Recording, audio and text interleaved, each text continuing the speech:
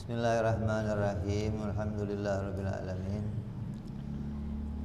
Bismillahirrahmanirrahim. Nawaitu ta'alluma wa ta'lima wa tadhakkura wa tadhkira wa naf'a wal intifa'a wal ifadata wal istifadata wal hitha ala tamassuki bi kitabillahi wa sunnati rasulillah sallallahu alaihi wasallam wa du'a ila al-huda wa dilalata ala al-khairi ibtigha'a mardatihi wa qurbihi wa thawabihi wa husnil khatimah wa lutfi wal afiyah salahil aqibah. Bismillahirrahmanirrahim. Alhamdulillahirabbil alamin. Salatu wassalamu ala asyrafil anbiya'i wal mursalin Sayyidina wa habibina wa syafi'ina wa maulana Muhammadin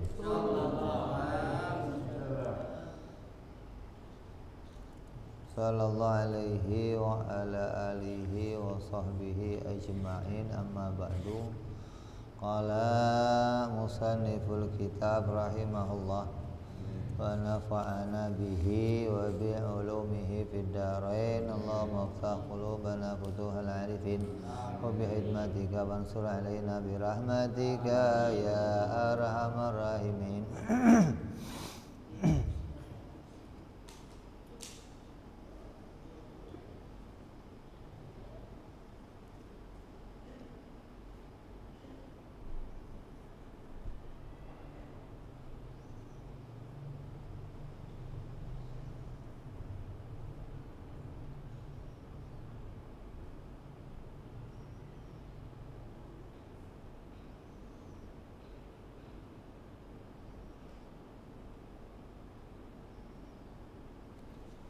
Tujuh ya. Kemarin udah kita bahas tentang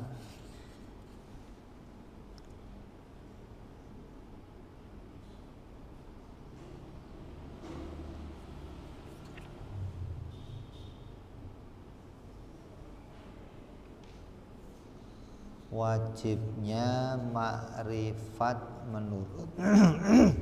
menurut para ulama.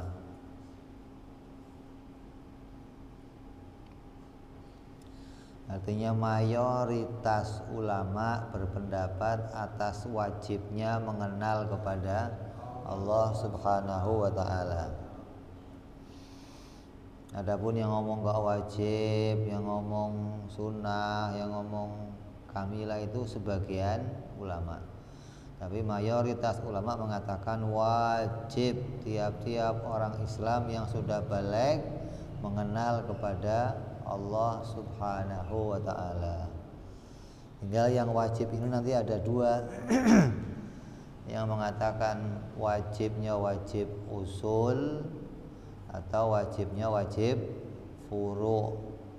Kalau dia wajib usul maka hukumnya yang meninggalkan kafir.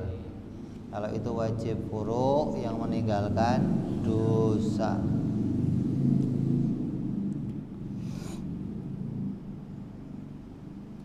Kata Imam Ibnu Arabi kemarin, kenapa wajib berpikir? Karena iman tidak bisa diperoleh, makrifat itu mengenal Allah nggak bisa diperoleh dengan jalan dorurian, tanpa dipikir nggak bisa. Kalau iman diperoleh tanpa dipikir, sedunia nemunya sama, nyatanya nemunya beda-beda. Kalau makrifat itu bisa dengan cara ilham, bisikan, maka setiap bisikan nanti akan datang hasilnya makrifat. Makrifat kepada Allah juga nggak bisa dengan cara taklid, mengikuti pendapatnya orang lain. Dan makrifat kepada Allah juga tidak bisa dengan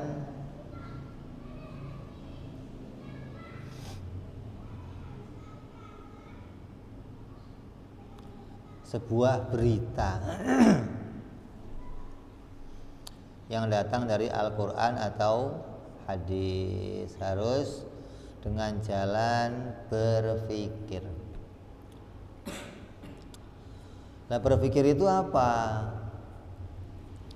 Berpikir itu rasmuhu secara rosam, secara gambaran, takrifnya anahu al-fikrul murattabu fin nafsi ala tariqi yufdi ilal ilmi awidhonni.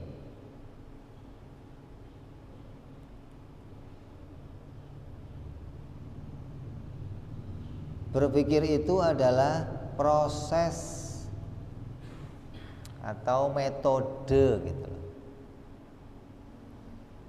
Cara menemukan sesuatu yang teratur, cara menggunakan akal secara teratur di dalam hati berdasarkan metode yang dapat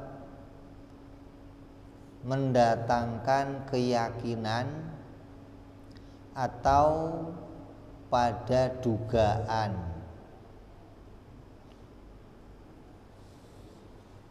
Itu namanya berpikir.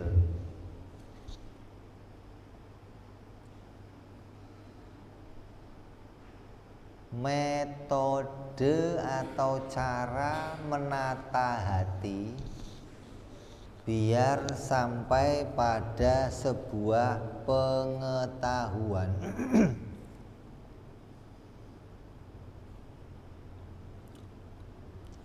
Kayak ilmu nahwu.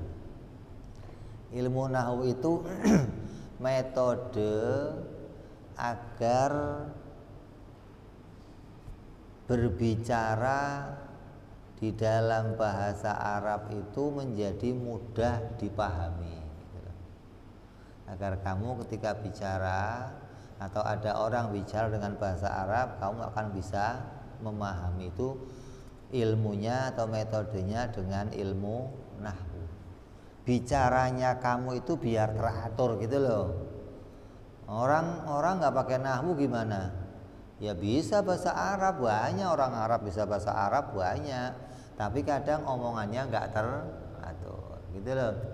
Orang bisa berpikir banyak, tapi ada berpikir yang teratur, yang tertata, yang menggunakan metode hingga hati itu bisa sampai pada sebuah pengetahuan.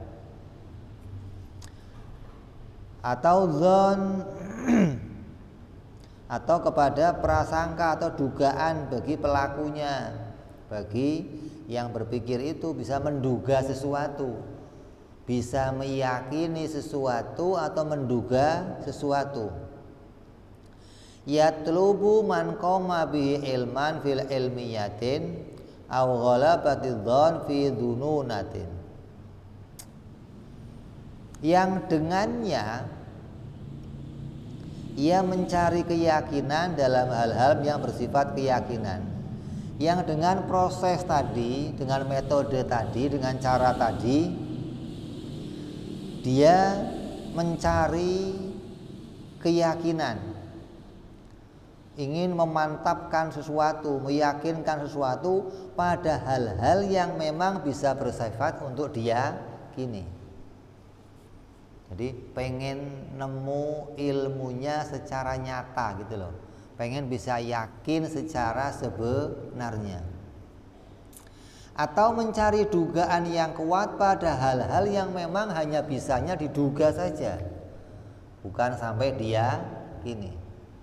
Itu namanya proses berpikir.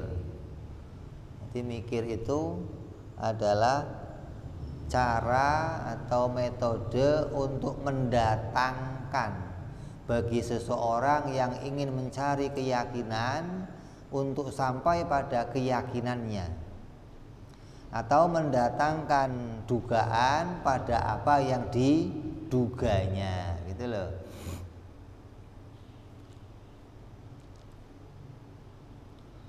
Walau kana hadzal ilmu yahsulu daruratan, la adraka dzalika jami'al uqala. Tuh, jawab tuh.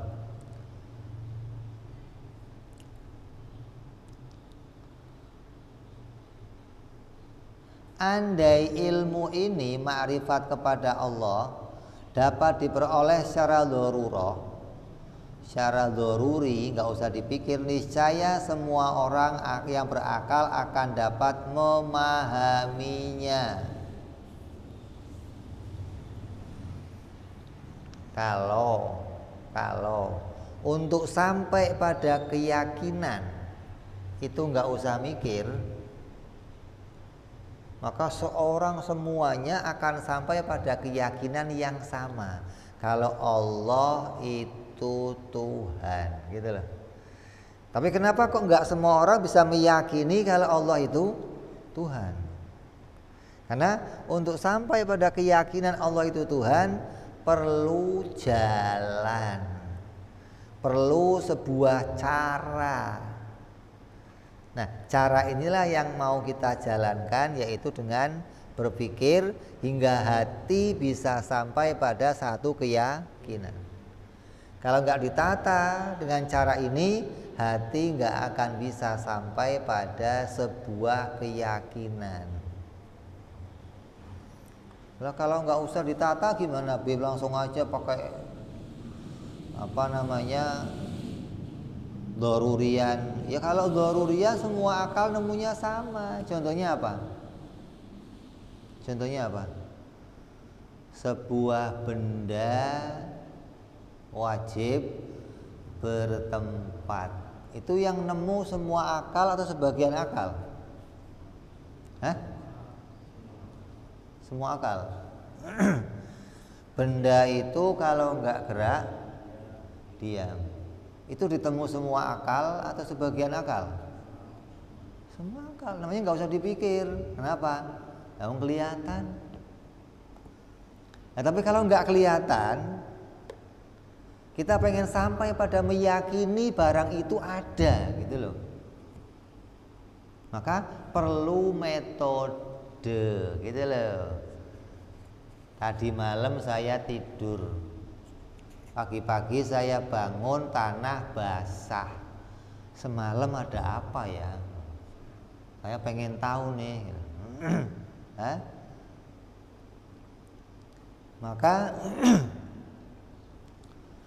kamu akan bisa sampai pada keyakinan atau dugaan dengan sebuah metode, yaitu bisa membuktikan. Oh, di luar basah.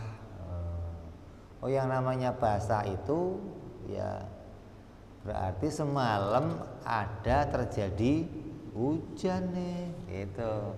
Itu ada cara namanya untuk bisa sampai pada sebuah keyakinan. Kenapa? Karena yang mau kita mantepi di hati itu barangnya nggak kelihatan.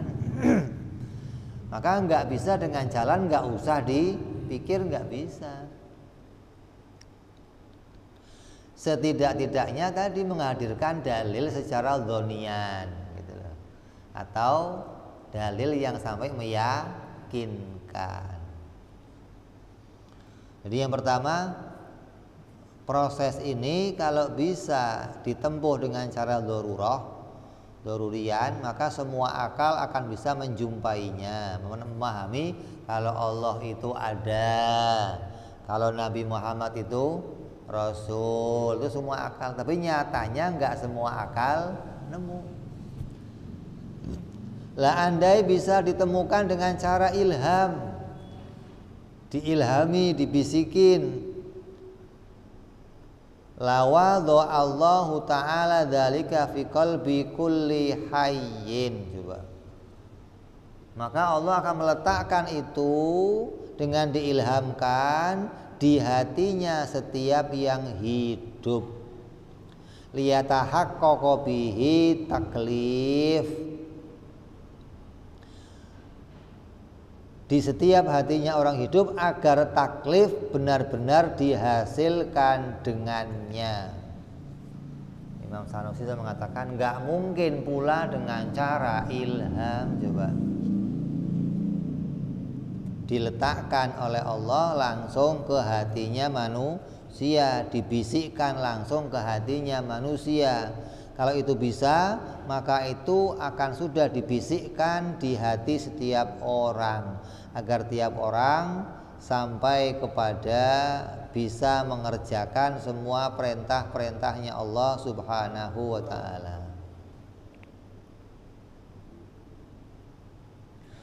Wa aidon, begitu juga fa innal ilham, yang namanya ilham itu apa? Nau'u darurah, itu masuk dalam kelompoknya sesuatu yang darurah, yang enggak usah dipikir. Ya, bisikan mikirnya gimana? Hah?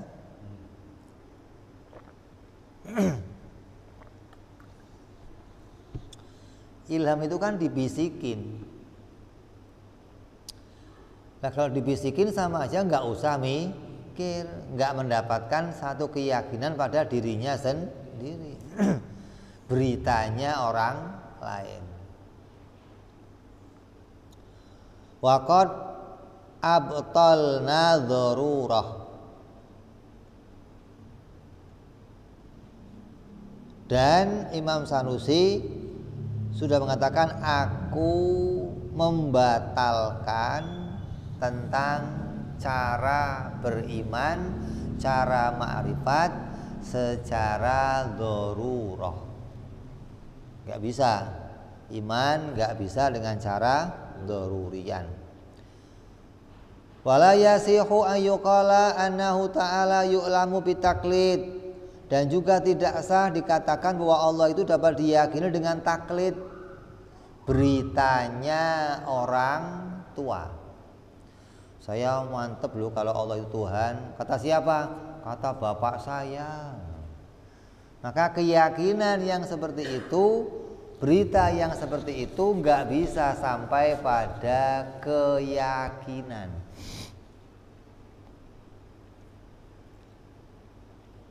Kama qala jama'atan minal mubtadi'ah, seperti pendapatnya sekelompok golongan dari ahlil bid'ah.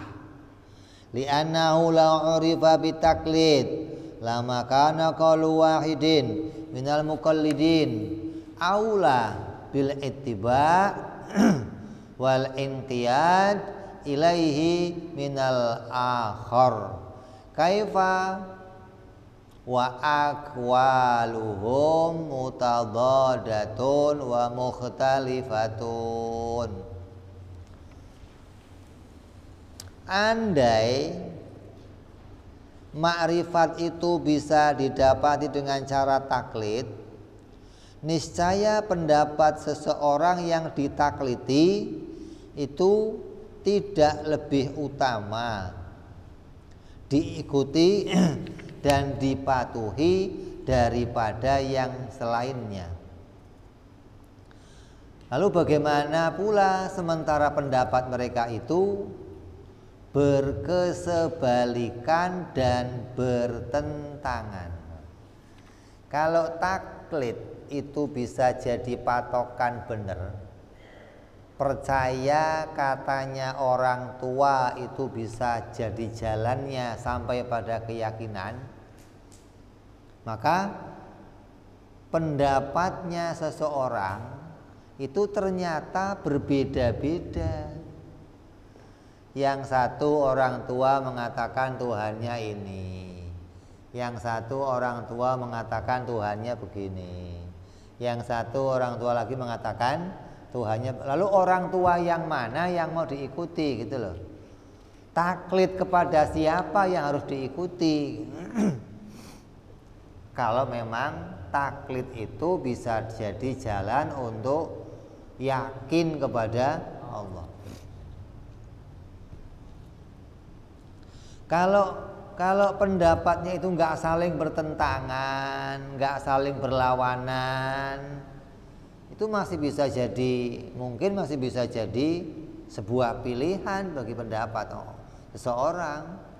Makanya ada ulama yang mengatakan boleh aja taklid ketika nggak ada pertentangan, nggak ada perbedaan. Tapi nyatanya orang yang taklid mendapatkan berita itu saling bertentangan.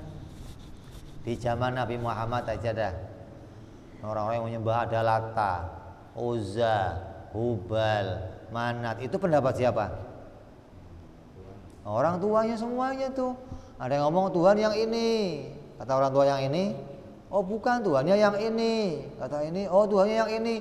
Ini yang mana yang mau diikutin? Gitu loh.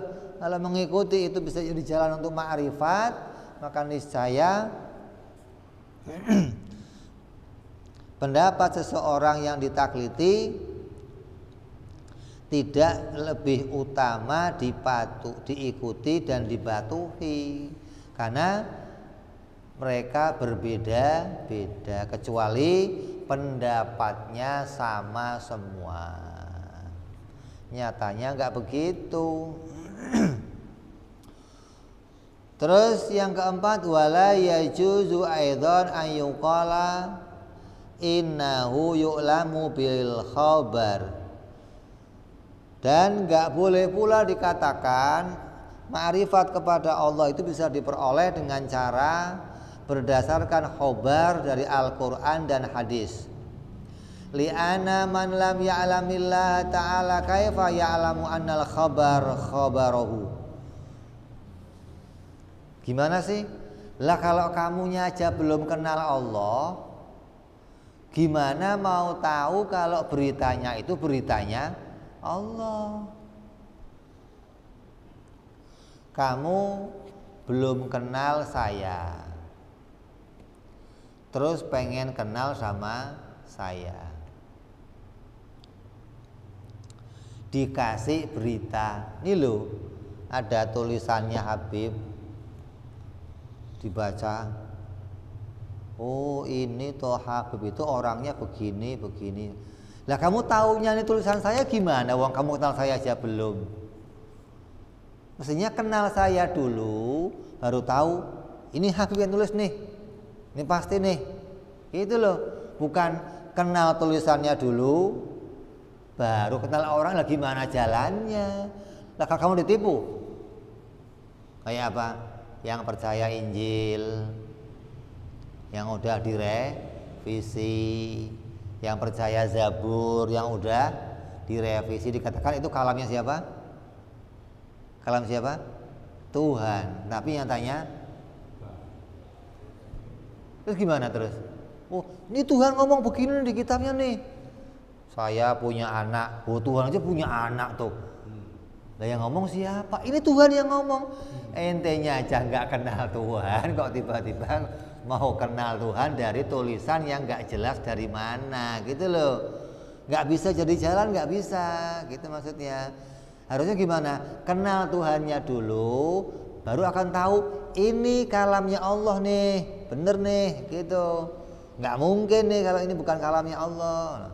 Jangan dibalik, dari kalam itu mau kenal Allah. Lah nanti kalau kamu dihapusin, ditipu, dikasih kalam yang nggak jelas, kamu nggak tahu ini kalamnya Allah atau bukan, gitu loh. Fathabata anna tariqahu nadhar. Bila nggak bisa dari 4 cara tadi, tanpa dipikir nggak bisa, ilham nggak bisa, taklid nggak bisa, percaya pada khobar, Quran, hadis atau kalamnya Allah nggak bisa. Terus gimana jalannya? Maka jalannya hanya dengan berpikir yang sahih, nazar sahih. Wa huwa awal wajibin alal mukallaf. Maka itulah kewajiban pertama bagi seorang mukallaf. Nah, kalau yang biasa kita kenalkan awal wajibin al insani ma'rifatul ilah. Nah, sebelum ma'rifat apa? Hah? Sebelum ma'rifat apa kewajibannya? Ini awal wajibin nazar. Itu kewajiban pertamanya tuh. Karena ma'rifat jalannya hanya dengan nazar, gitu. Kalau nggak nador, nggak bisa. Maka jangan mikir ma'rifatnya, tapi pertama kewajibannya apa? Nador dulu. Makanya sekarang banyak kaos-kaos kita munculnya pertama yang diwajibkan mikir. Bikin slogan-slogan gitu loh. Sehingga orang tahu, oh jalannya ma'rifat itu mikir. Nanti bikin lagi, mengenal Allah nggak bisa pakai jalan doruri, ilham, taklid, khobar Quran, hadis. Nah, bikin lagi tuh, hingga akan jadi sebuah pemahaman bahwa jalannya untuk ma'rifat, untuk yakin kepada ketuhanannya Allah hanya dengan berpikir, hanya dengan menata hati gitu, dengan cara hatinya ditata pakai metode-metode yang bisa mendatangkan keyakinan. Kalau nggak pakai metode itu, maka kamu nggak akan bisa sampai pada hasil meyakini sesuatu. Karena yang yakin itu perkara yang nggak berubah lagi, yang sampai cocok pada kenyataan. Idil ma'rifatu awalu wajibat. Nah, kan ini. Ma'rifat itu pertama yang diwajibkan. Wala yahsulu illa bihi, tapi nggak bisa hasil ma'rifat kecuali berpikir. Berarti kewajiban pertamanya apa? Berpikir. Perintahnya gini, nak, tolong betulin genteng. Perintah nih. Tapi jalannya untuk sampai ke genteng harus pakai tangga. Berarti yang dikerjakan pertama betulin genteng atau ambil tangga? Padahal nggak diperintah ambil tangga itu. Ya. Tapi nggak bisa sampai betul genteng kecuali pakai tangga, gitu loh. Berarti pertama yang harus dikerjakan ketika ada perintah betul genteng, ngambil tangga, gitu loh. Perintahnya Allah ma'rifat, tapi jalannya nggak bisa sampai ke situ kecuali berpikir. Apalagi ini mikir, ini juga diperintah oleh Allah. Afala tadzakarun, afala ta'lamun, afala tubsirun, afala tadabbarun. Perintahnya banyak, 300 ayat lebih di Quran merintahin kita mikir. Wa bidaruratin takdimihi 'alaiha, karena kepastian lebih dahulunya berpikir,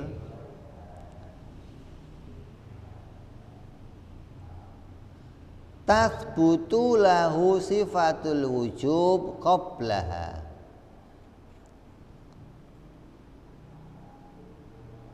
Itu lebih didahulukan daripada ma'rifat.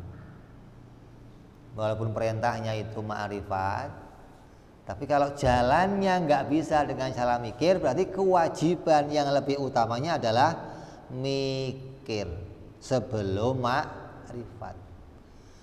Wa ijabul ma'rifati billahi ma'lumun min dinil ummati daruratan tuh.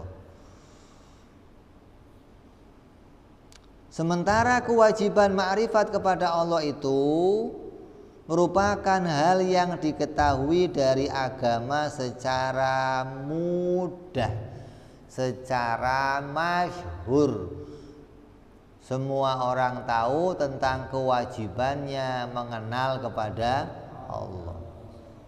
Nah, kalau kamu sudah tahu kewajiban kenal Allah, para ulama sudah memberitakan wajibnya kenal kepada Allah. Terus kita bahas untuk kenal Allah jalannya dari mana, gitu kan? Jalannya dari mana? Oh, ada banyak jalan nih. Karena ilmu kita itu macam-macam. Kita itu bisa punya ilmu macam-macam nih. Ada dzarurian, nggak usah dipikir. Ada badihian, nggak usah dipikir ini masuknya apa saja. Nggak usah dipikir ini masuk ilham. Masuk nggak usah dipikir. Wong ilham dipikir ngapain? Mau diberitakan doang. Terus taklid masuk nggak usah mikir. Khobar masuk nggak usah mikir. Itu cara dzaruri. Terus cara lainnya apa? Nadhari, mikir. Cara yang ketiga badihi, uji coba. Uji coba kalau mau dipikir lagi, mau ditelusuri lagi, masuk juga dalam dzaruri, nggak usah dipikir. Ya contohnya apa? Saya pengen tahu gula itu manis atau enggak. Caranya gimana? Diplototin apa dicicipin? Perlu dipikir nggak? Coba dipikir gula manis nggak ya? Bisa nggak kira-kira? Bisa nggak?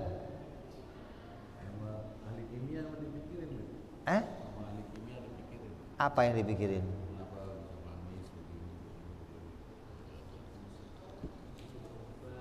Itu kenapa bisa manis?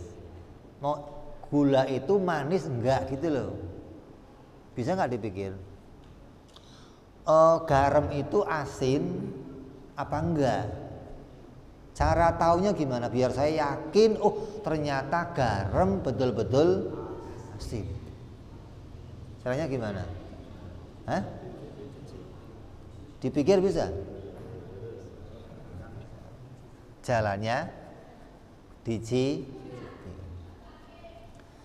Ini air putih apa Sprite? Caranya tahu gimana?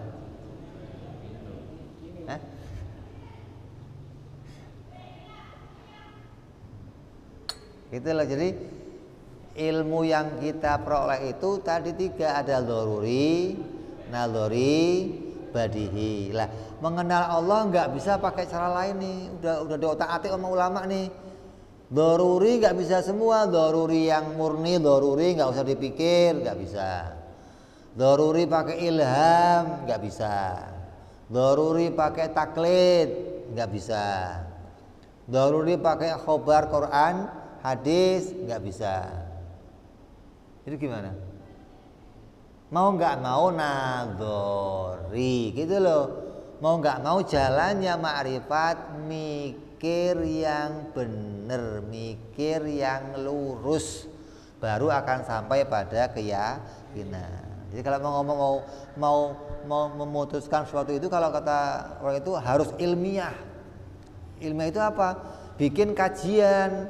Dari sini bisa nggak? Sini bisa nggak? Sini oh bisa, kesimpulannya apa? Oh berarti dari sini, itu ilmiah namanya, gitu loh. Ini bukan terus pokoknya ini. Kok pokoknya ini? Nggak bisa pokoknya, itu menang sendiri namanya kalau pokoknya. Coba bikin kajiannya, gitu loh. Dengan cara ini bisa nggak? Cara ini bisa nggak? Ini bisa nggak? Ini bisa nggak? Oh nggak bisa semua. Jadi gimana caranya? Ini bisa, ya ini doang caranya berarti. Kenapa? Dengan cara yang lain nggak berhasil gitu loh. Jadi mau nggak mau ya harus pakainya nadhari gitu.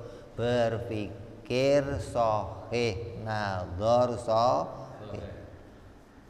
Maka kalau nggak pakai cara ini, kamu nggak akan bisa berhasil menemukan tentang Allah Subhanahu wa ta'ala atau sampai pada sebuah keyakinan. Saya mau meyakini Allah itu Tuhan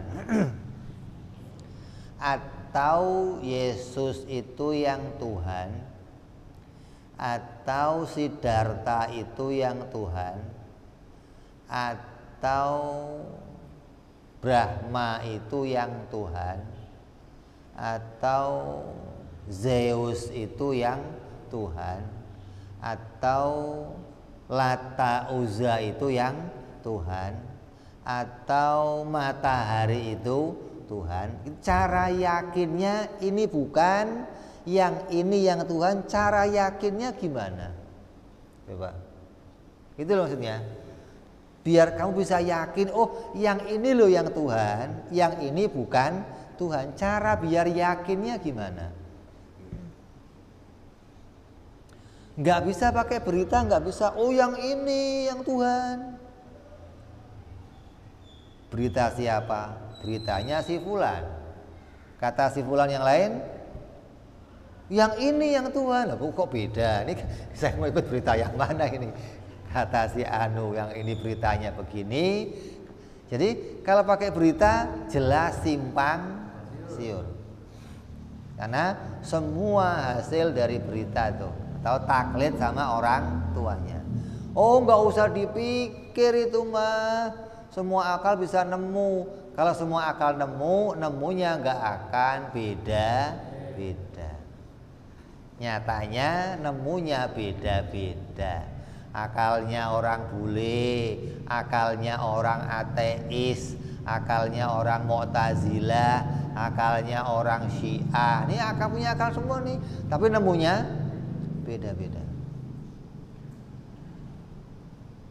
Oh, terus jalannya gimana dong kalau ini nggak bisa, ini nggak bisa, ini. Oh, sekarang kita perlu metode nih. Apa metodenya? Berpikir gimana menyusun sebuah cara untuk sampai pada sebuah keyakinan. Gimana caranya? Caranya gini. Saya mau menemukan tentang Tuhan. Tuhan itu apa? Yang menciptakan langit bumi umpamanya. Oh, pencipta langit bumi. Kalau Tuhan itu pencipta langit bumi, berarti yang pertama harus dipahami, Tuhan itu ya harusnya bukan sesuatu yang diciptakan. Harus enggak? Kalau dia juga diciptakan, ini nanti nggak ada kelarnya nih. Dia pencipta langit bumi. Lah dianya bikin siapa? Oh, dia diciptakan sama bapaknya. Terus bapaknya Tuhan yang bikin siapa? Kakeknya Tuhan. Nah, terus kapan kelarnya kalau begitu? Terus gimana dong? Oh, harus yang bikin langit bumi ini pertama, dia sesuatu yang memang eksis, sudah ada sejak semula gitu loh. Bukan perkara yang baru datang, bukan perkara yang baru muncul. Memang dia asli ada. Nah, perkara yang demikian disebut namanya wajibul wujud. Dia harus yang wajibul wujud, gitu namanya. Nggak mungkin nih kalau dia itu kayak alam juga, tadinya nggak ada, terus jadi, nggak mungkin. Dia harus yang wajibul wujud. Memang dia eksis sejak semula, dia memang asli ada. Adanya bukan diciptakan oleh yang lain. Itu baru Tuhan pencipta, begitu loh. Kalau Tuhan itu diciptakan, lah yang bikin siapa nanti? Tuhan lagi. Nanti Tuhannya lagi yang bikin siapa? Tuhan lagi. Oh, ini nggak bisa selesai kalau begini, gitu loh. Terus ya bagaimana? Oh, dia harus kodim, wujudnya nggak ada permulaannya. Ini cara nata nih, cara akal untuk menata hati hingga bisa meyakini sesuatu. Harus diyakini Tuhan begini, gitu loh. Kalau nggak begini, bukan Tuhan. Oh, harus nggak ada awalnya.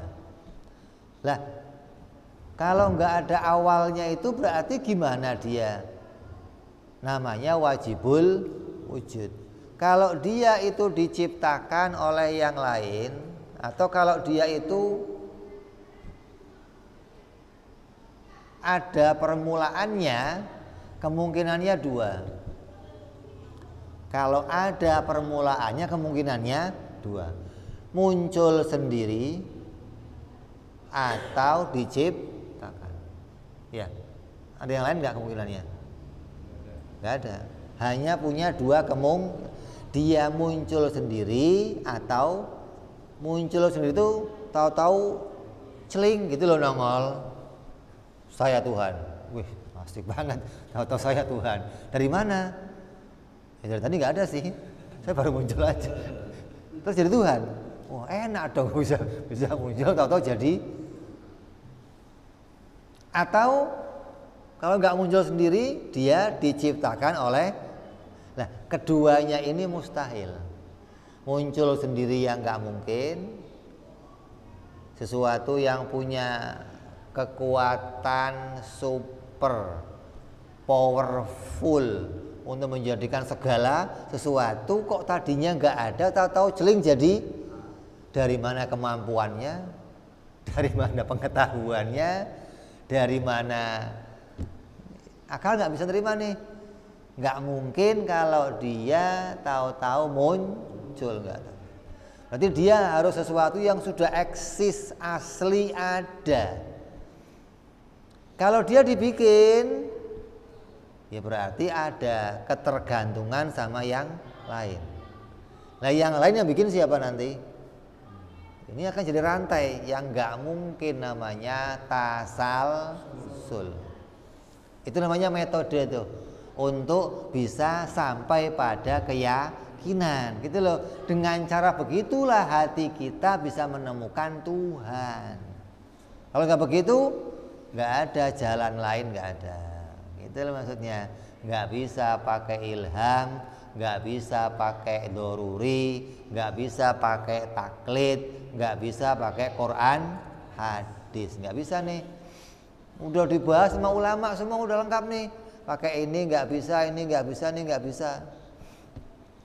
Jadi caranya hanya satu, nadzor sholih. Apa itu mikir itu? Mikir itu adalah melakukan sebuah penelitian, penalaran untuk menemukan sesuatu yang sampai pada keyakinan.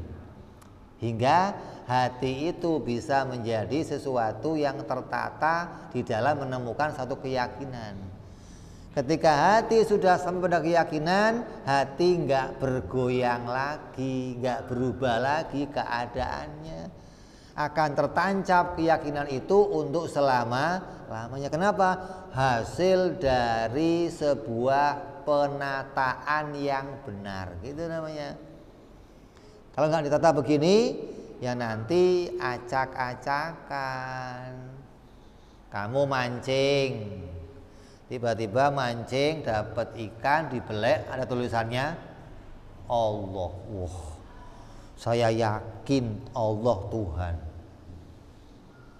Besok mancing lagi, begitu dibelek dapat palang salib, ya. Bingung dia, ini yang Tuhan yang mana ini? Ganti lagi. Itu nggak bisa meyakinkan, nggak, dengan cara begitu nggak bisa. Jadi metodenya salah gitu loh. Metode untuk sampai pada keyakinannya itu salah kalau pakai metode begitu. Pakai berita, ternyata orang tua ngasih berita beda, nggak bisa juga. Doruri nggak usah dipikir, cukup dipelototin, barangnya nggak kelihatan. Yang dipelototin apa? Barangnya nggak kelihatan. Kecuali matahari.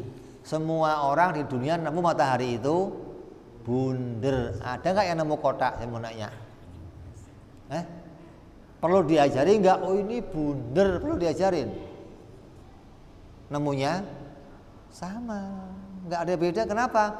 Kelihatan, tinggal diplot. Lah kalau Tuhan mau dipelototin, apanya mau dipelototin? Kalau langit buminya iya dipelototin, tapi untuk sampai nemu dia itu penciptanya nggak bisa pakai diplototin, mau nggak kelihatan dianya. Itu loh. Jadi mau nggak mau caranya hanya dengan nadzor. Terus sampai nanti nemu dia wajib beda sama makhluknya. Kalau sama gimana? Wah ya kalau sama gimana? Masa yang bikin gelas sama dengan gelas? Mungkin nggak kira-kira? Yang bikin gelas ini itu. Gimana masa ada gelas bikin? Yang bikin gelas mesti beda sama yang bikin langit, mesti beda sama langit. Yang bikin bumi pasti beda sama. Berarti kesimpulannya apa? Yang bikin alam ini harus beda sama alamnya. Naik lagi, dia harus esa. Kalau dua gimana?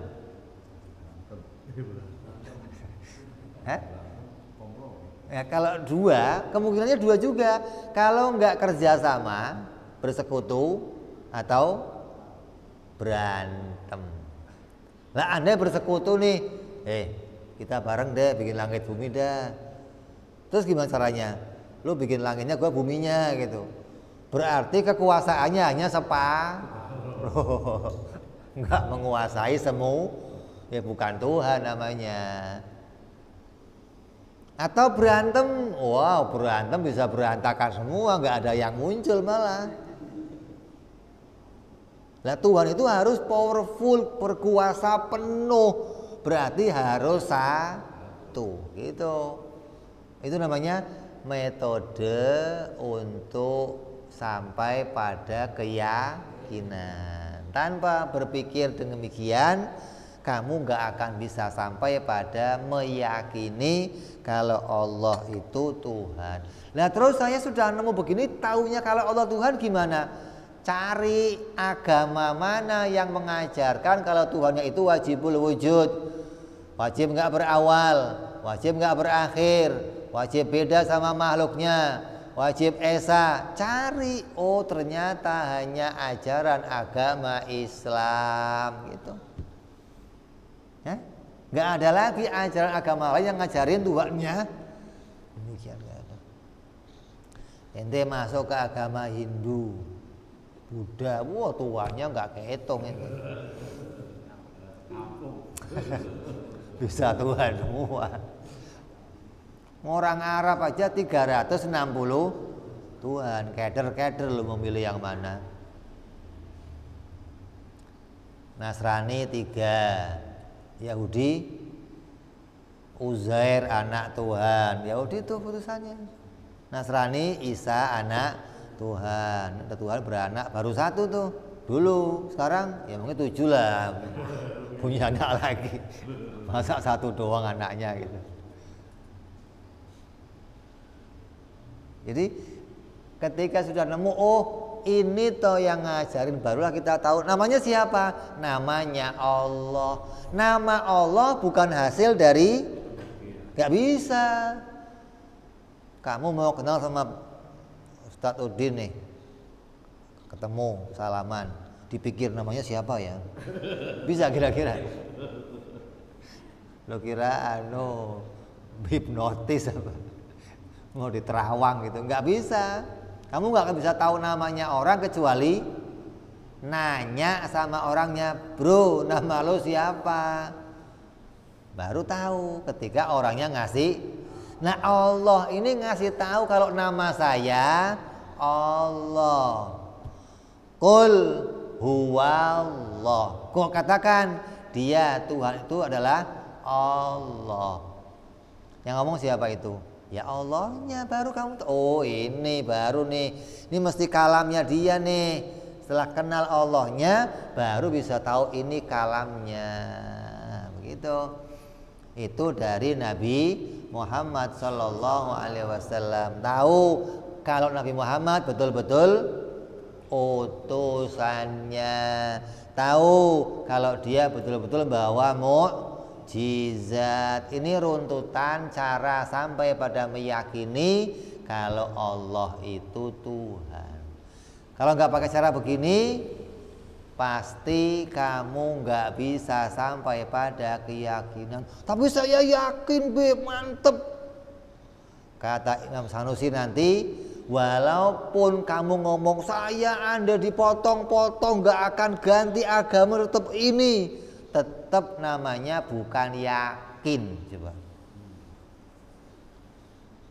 Tetap namanya kamu hanya berpegang pada pendapatnya orang lain, hanya pegangannya kuat, gitu loh.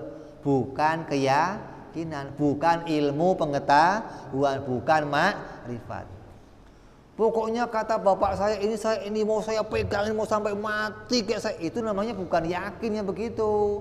Tapi percaya katanya orang lain, yang percaya kamu itu kamu pegang kuat-kuat walaupun sampai kamu mati. Itu sudah banyak yang begitu. Berapa banyak orang Arab yang rela berkorban, yang rela perang sama Nabi demi ajaran moyang-moyangnya. Nyatanya tetap mereka dalam kondisi salah. Kenapa? Meyakini sesuatu yang tidak hasil pada sebuah fakta. Nggak ada pembenarannya, nggak ada pembuktiannya. Jadi bukan terus kalau saya pegang kuat, itu namanya megangin kuat-kuat, bukan yakin, bukan. Dzon bimukhbirih namanya. Percaya kepada yang bawa berita. Berapa banyak di Quran Allah katakan nanti orang-orang yang demikian akan nyesel, kenapa dulu percaya sama lu gua. Banyak Allah ingatkan tuh. Ahli neraka yang nyesel kenapa di dunia percaya katanya seseorang, padahal saya punya akal, kenapa nggak saya pakai mikir sendiri. Banyak tuh. Hingga kamu harus sampai pada berpikir yang jernih. Harus memilih metode yang bisa sampai pada sesuatu yang dapat jalan kebenaran. Ini kalau udah bikin seminar nih semua agama rame nih. Ya. Coba caranya yakin itu Tuhan gimana punya kamu tuh? Hah? Caranya bisa yakin nemu Tuhan gimana? Itu bisa diseminarkan tuh. Hah? Bisa hasil kesimpulan nanti, oh caranya nggak bisa pakai ini, nggak bisa pakai ini, nggak bisa. Ulama kita udah bikin, tinggal kalau kita mau bisa bikin untuk yang lainnya.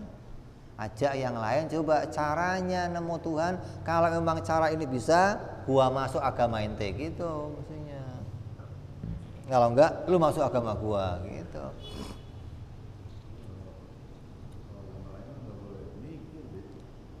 Lah iya, disalahkan. Lu nggak yakin ya? Kan repot. Kejadian mata itu, Nah.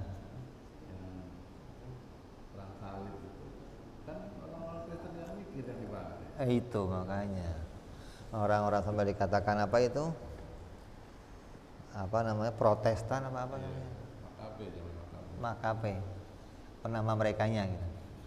Jadi bantai gara-gara mikir. Akan mempengaruhi orang lain yang nggak pada mikir. Maka orang yang mikir mendingan disingkirkan. Kenapa? Akan bisa membuat orang-orang jadi nggak mau ke gereja, nggak mau percaya sama, gara-gara diajak berpikir. Makanya kan agama Islam itu mulai mencuat, mulai pengikutnya ribuan masuk kapan? Setelah perjanjian Hudaibiyah, mulai itu. Bikin perjanjian Nabi sama orang kafir, hari ini kita damai, nggak ada perang lagi. Berarti kita bebas mau ngomongin Islam, bebas. Mulai hari itu orang berbondong-bondong masuk Islam. Ketika sudah boleh diajak bicara masalah, dulu begitu kita mau ngomong, tembakin, pedangin, jangan ngomongin, minggir. Nggak ada orang bisa ngerti. Begitu dikasih jalan untuk ngomong, wah orang masuk Islam berbondong-bondong, seribu mencuat tuh. Sejak zamannya Mekah sampai ke masa itu orang masuk Islam setahun 2, 4, 5, Coba gelintiran yang masuk susah nyarinya. Kenapa? Nggak bisa diajak ngomong. Diajak ngomong dimusuhi, lari, pisah, jangan ngomong. Nah begitu ada kesempatan ngomong, bisa diajak bicara, bebas berpikir, barulah berbondong-bondong banyak orang masuk agama Islam. Makanya sekarang di negeri-negeri di luar itu ada kayak di Perancis, di mana ada namanya speak corner. Kalau di sini kan namanya food corner doang. Urusan food corner di sana ada speak, di tempat khusus untuk ngomong. Ini mau ngomong apa di situ boleh. Nah, itu banyak orang jadi banyak masuk Islam di sana begitu. Karena dibebaskan berbicara hingga akal itu bisa betul-betul diajak dialog gitu loh, tanpa dibatasi, tanpa ditakutin, tanpa diteror, tanpa ditekan, hingga murni bisa berpikir mana yang benar, mana yang salah, mana yang bisa diyakini, mana yang nggak bisa diyakini. Ini metodenya ahli sunnah di dalam menemukan tentang satu keyakinan. Makanya kita pakai madhab Imam Abu Hasan Al-Asy'ari karena beliau menyusun cara ini hingga sampainya kita akan bisa menemukan keyakinan yang sebenarnya. Gak ada cara lain untuk sampai pada keyakinan kecuali dengan cara yang ini. Mudah-mudahan apa yang kita jalani, apa yang kita dapati, sampainya kita pada keyakinan ini adalah sampainya kita pada jalan diridhoi oleh Allah Subhanahu wa taala. Dan iman ini bisa tertancap di hati kita sampai hari kematian kita tanpa berubah lagi hingga kita dibangkitkan dengan iman seperti ini hingga kita selamat dunia sampai akhirat nanti. Amin ya rabbal ala hadhihi niyyah wa ala niyatin shalihah wa ila hadratin nabi. Al-Fatihah. A'udzu billahi minasyaitonir rajim. Bismillahirrahmanirrahim. Alhamdulillahi rabbil alamin arrahmanir rahim maliki yaumiddin iyyaka na'budu wa iyyaka nasta'in ihdinas siratal mustaqim siratal ladzina an'amta 'alaihim ghairil maghdubi 'alaihim waladdallin amin. Ya rabbana i'tarafna bi anana i'tarafna wa anana asrafna 'ala ladha ashrafna علينا توبة تغسل لكل حوبة واستر لنا عوراتي وآمن روعاتي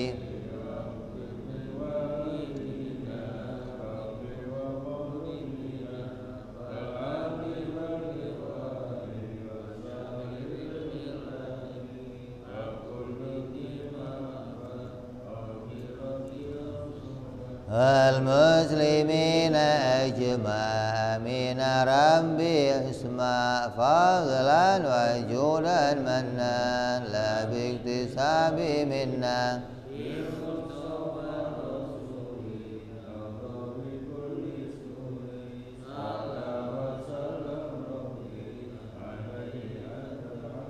وآله وصحبه عدد تعسي سحبي والحمد لله